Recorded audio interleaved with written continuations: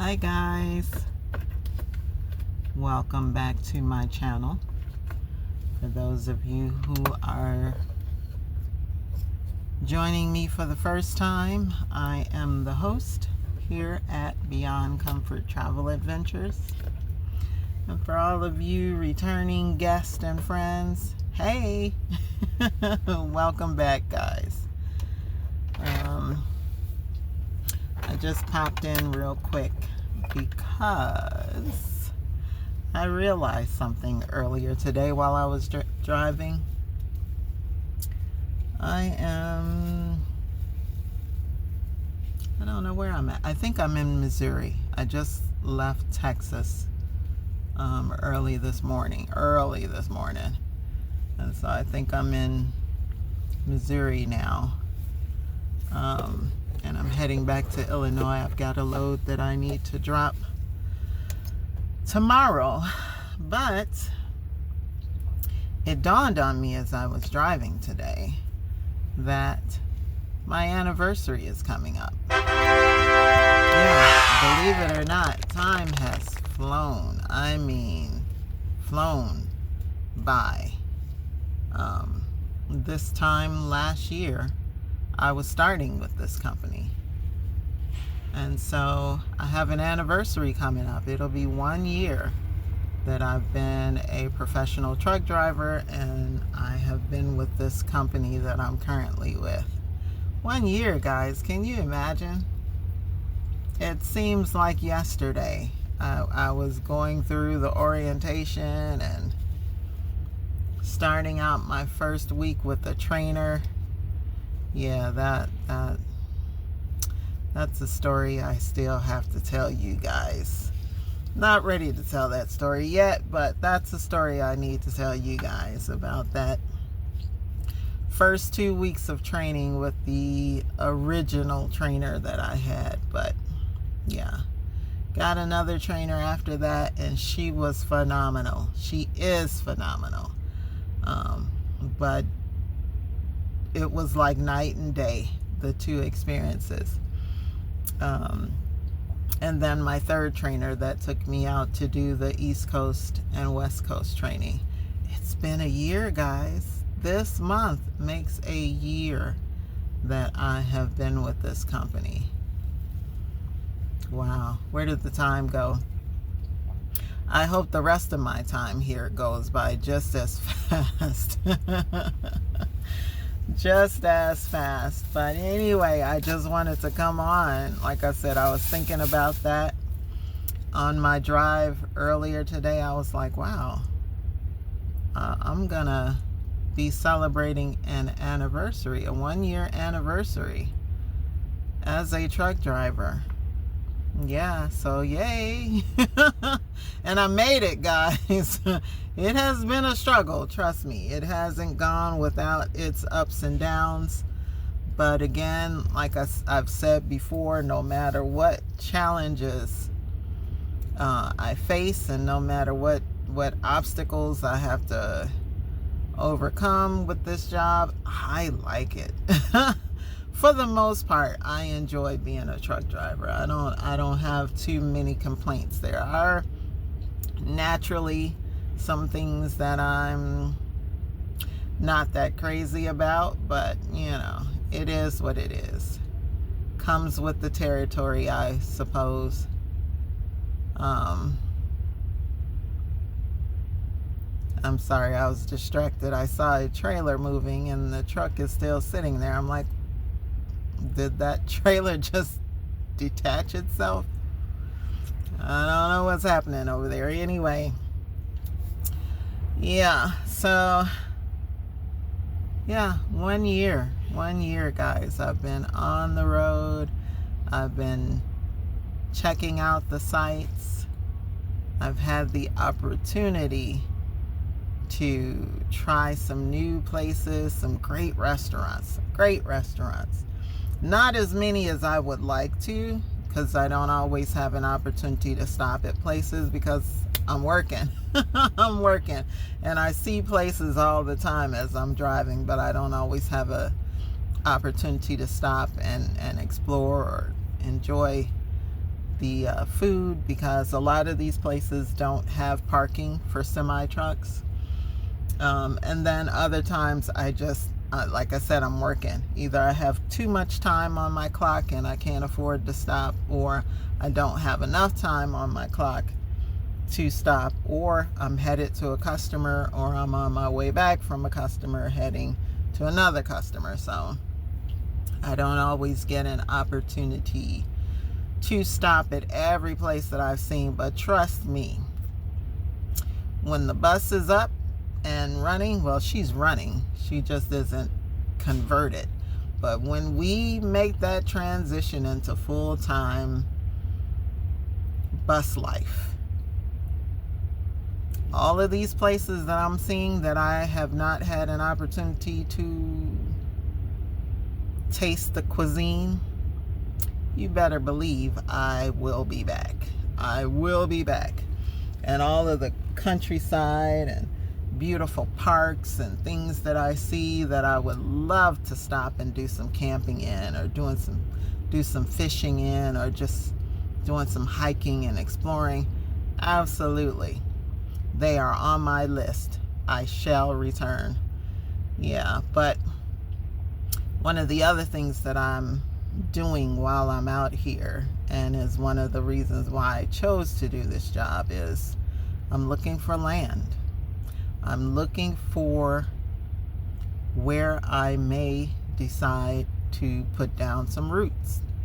So as I'm going through these towns and these cities and these neighborhoods, these states, I'm also looking at them for more than just the food and the activities. I'm looking to see where I possibly may want to purchase some land, if I decide to stay in the United States. That's still a big if.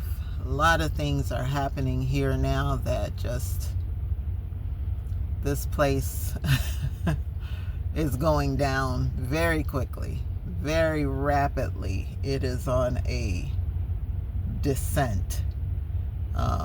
So I may not choose to stay here in the U.S. That is definitely still on the table. It's something that I've thought about for quite some time, long before all that's happening now, long before COVID. I had considered moving to England. But now I'm exploring quite a few other areas around the world. So yeah, haven't decided, but once I do, you guys will be amongst the first to know about it. Yeah. But anyway, guys, I'm at my truck stop for tonight. Okay, yeah, I am off duty.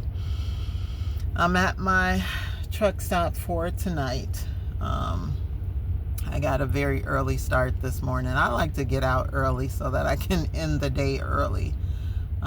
One of the things that I think I mentioned to you guys before, that you need to consider with becoming a truck driver, is finding parking at the end of your day. There are way more trucks on the road than there are truck stops. So finding parking the later you get into the day becomes more and more difficult. So the earlier you can start your day, the earlier you can end your day, and greater the likelihood that there'll still be available parking. I would say no matter where you are in the country, anytime after 4 or 5 p.m., you're kind of SOL when it comes to trying to find parking. It becomes less and less and less. Unfortunately, because of the loads that they give you sometimes, or because of the appointment times, and sometimes the appointments are set by the customer, so your DM or your office doesn't have any control over that. But sometimes when you get those really late pickups or really late drop-offs, it can screw up your schedule for the rest of the week, and particularly when it comes to finding parking after 4 or 5 p.m. like I said. But I mean, there's all kind of apps to help you. My Garmin has a program built into it that tells me where truck stops are. Doesn't necessarily tell me, well, yeah, it does. It does. It has the feature to tell me how many available parking spots there are. So yeah, I mean, and then we've got this little booklet. This was given to me by my second trainer. This little pocket truck stop spots. This was very instrumental in the beginning. Before I got my Garmin, this was a lifesaver. The only bad thing about it is that it only shows you where truck stops are on the interstate or off of the interstate. Doesn't tell you where truck stops are on US highways or like little roads, little off roads. It doesn't have that information. It only has the major interstates in every state in that book. But it has been helpful. There are other apps like Trucker Path and a few other apps that are out there that help you find parking. Oh man, he just hit that man's truck. He just hit that man's truck, and then he's gonna try to take off. Watch. Wow. You know what? Sometimes truck drivers are worse than civilians. He just hit the side of that man's truck with his trailer.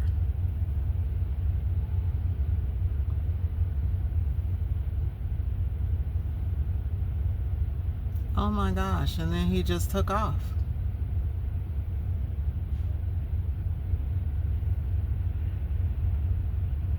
I don't think the driver is in the truck. Oh, he's gonna come back to quite a surprise. That's awful. Some of these truck drivers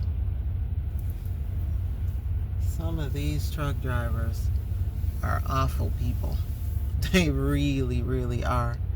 He just tore up the side of that man's truck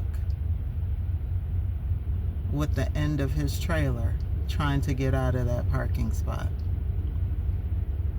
I could see it from here, the whole passenger side door. And I think he tore off the man's mirror. It's off. It's ridiculous. Absolutely ridiculous. And then he just took off. I know he felt that. I know he felt it. I know he knows that he hit that person's truck.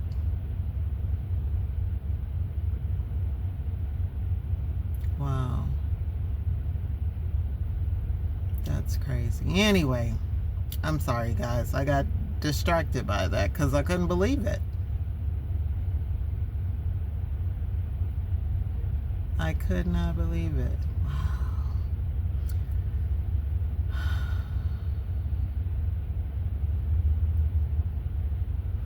Yeah, I'm still learning this job. You know, I will never say that I have everything perfected. I still have issues backing on occasion. I still have issues trying to maneuver into tight spots and all of that. I've made a few boo-boos out here too, but I have not hit anybody's truck. And if I did, I would stop and notify my company, exchange information with the other driver. That's just ridiculous. Absolutely ridiculous that he did that and then kept driving. That's so wrong. You don't know if that man owns that truck or if he's a company driver. Did you see that gray truck hit my car? I did. Did you get any information information on that I truck? did not. Were you in the truck? Yes, I was asleep. Oh my gosh. Yeah, that was a female driver. Wow.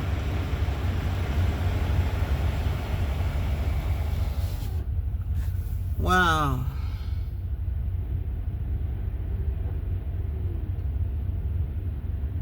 This female driver, she was sleeping in her truck. I hope somebody got his information.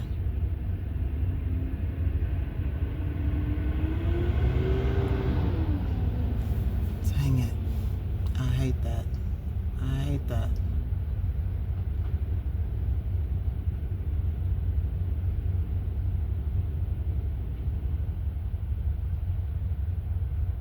Wow. That's terrible. And I was just saying, you don't know if she's an owner operator or if she works for a company.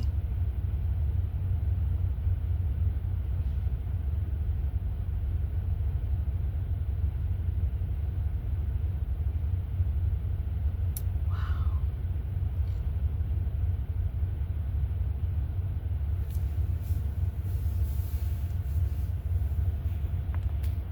Five minutes later. All right, guys. Sorry about that. I had to go and see if I could help that young lady. She's very upset, and rightfully so. Unfortunately, because I was recording, and of course my camera is facing me, I wasn't able to record what was happening outside. And I guess I was in so much shock of it happening and this guy just pulling off that I didn't think to get his plate number or the trucking company that he was with. I was hoping he was going to stop, because he stopped for a minute and then he kept going. But she's very upset because we're in a parking lot full of other trucks, of course, because this is a truck stop. And some of these guys and girls are asleep naturally. Some are inside taking showers and whatnot. But there's quite a few of us that are sitting out here in our trucks. I had just pulled up not too long before I started recording. And so I witnessed what happened, but I didn't get the guy's information, and she is upset that so many people witnessed it, but nobody got his information. Nobody knows what truck company he was driving for. Nobody knows his plate number. Nothing. And so there's really nothing she can do. The police were here. They took a police report. Unfortunately, where we're parked, there's no cameras. There's cameras on the building, the actual service station itself, and there's a restaurant, there's a Denny's that's connected to it, but there's no cameras out here in the parking lot. So if anything happens, you're just kind of SOL, you're on your own. So they weren't able to capture what happened. They weren't able to get his license plate number or anything. But then I thought about it. With this new system, this new camera system that they have installed in our trucks with the company that I work for, I was told that once you shut the truck down, once you put the parking brakes on and you shut the truck down, the camera on the inside automatically goes off. But the outward facing camera stays on. So that if, while you're parked, someone accidentally hits your truck or something, they're able to capture it. So I thought about that, and that's why I got out the truck to go and chase her down, because No, I didn't write the guy's information down. I wasn't able to capture it myself, but I thought about the cameras. And I say, you know what? Hey, that footage might be on my company's link to the camera system. So I went and I got her phone number from her, and I told her that I was going to call my company to see if they could pull up the camera footage, if they captured it, to see if they can pull it up, so at least we can get this guy's information and even his image, because he drove right past my truck, drove right past me. So hopefully my camera was able to capture him, capture what happened. I don't know if it can see that distance. She's like, count the truck in front of me. There's 1, 2, 3, 4, 5, 6, 7, 8, 9, 10. She's the 11th truck right across from me. So I don't know if it would have been able to capture him hitting her truck as he was coming out, but it should have definitely been able to capture him driving past my truck, and it should have been able to get his license plate number and whatever company name is on the side of the truck. Now, I did see his trailer, and the trailer was blank. It didn't have a name on it at all, but I didn't notice the name of the company on the side door, because I was looking him in his face, waiting to see what he was going to do, hoping he was going to stop, but he didn't. He stopped for a hot minute, and then he kept driving. He knew what he did. He knew what he did. And so, yeah, I'm just praying that it was captured on our video cameras.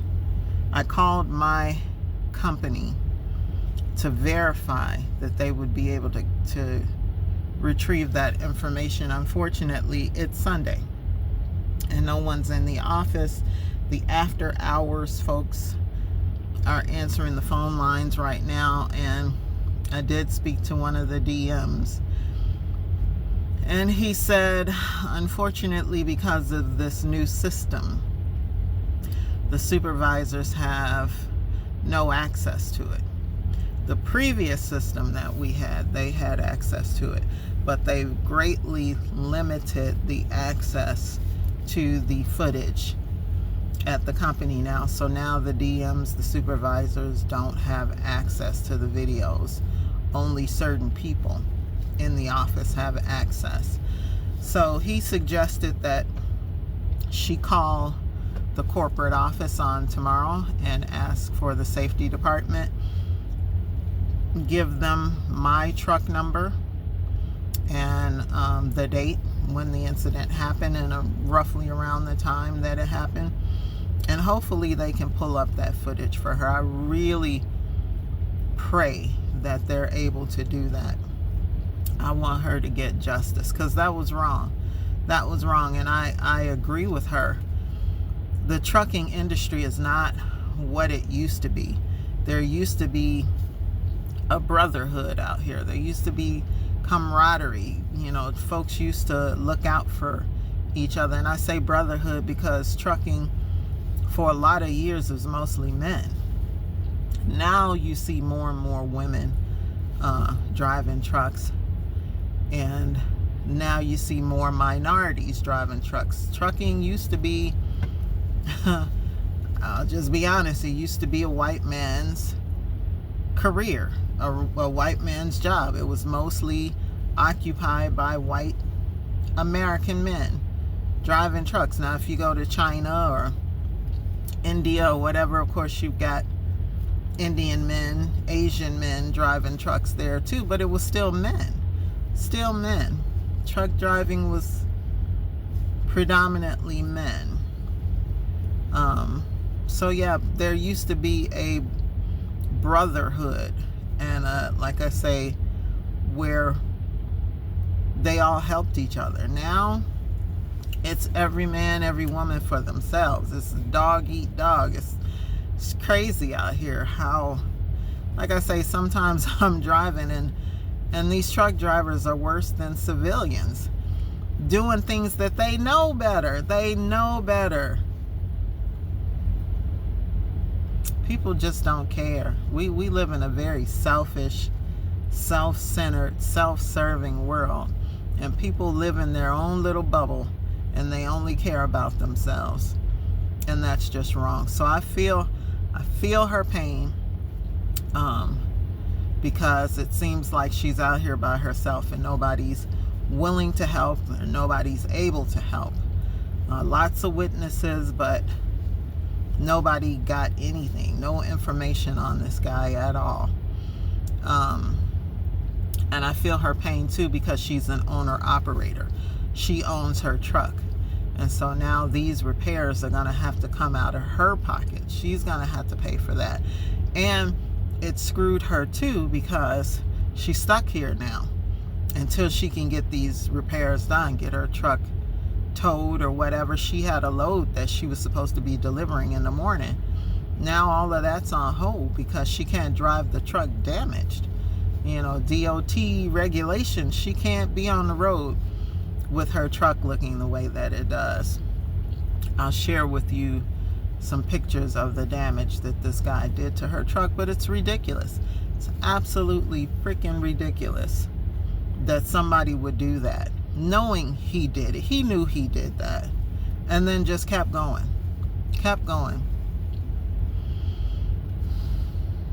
Wow.